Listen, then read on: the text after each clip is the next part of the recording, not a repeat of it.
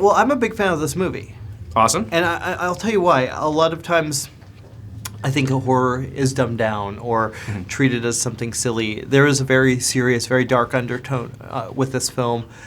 Was that always the approach? Can you talk about the transformation from a short story to this fine film? Certainly. I think horror is one of those genres where, you don't necessarily hold it up to the same standards that you hold up other genres to when it comes to character development and performance.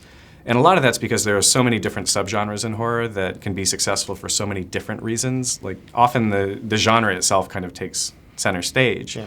And people, I think, and it's not a problem, but people can get by and just say, oh, we don't have to put as much attention into the characterizations and things like that. With the short film, and this is back in 2005, we had no resources at all. We had $1,500 and a room and a mirror. So it was like, if we're going to scare people, we don't have anything to do that with. So we're going to have to kind of rely on the imagination of the audience and try to create an environment that's going to activate that and let them scare themselves. And that's really, really hard to do.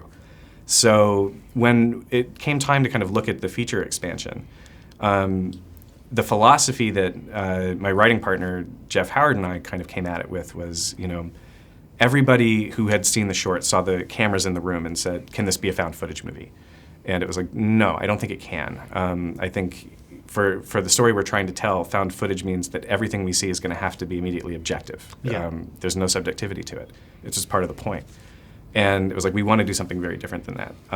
The only way to kind of make that work was to kind of double down on basically saying, let's make the story complex. Let's make the structure of the narrative very complex, with the hope that an audience, a viewer, is a complex individual, and that they're going to respond really positively to something that assumes that of them, and banks on the fact that they appreciate intelligent story construction and character design. Because that doesn't always happen in horror, because it's not required to in a lot of cases.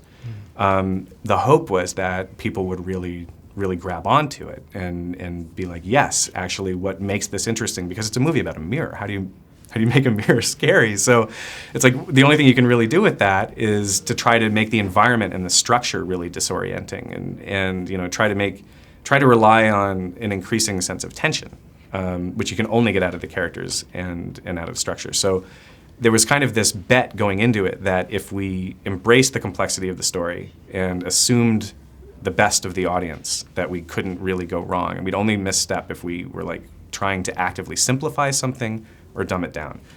So that was always kind of the goal, was not to do those things and embrace that complexity.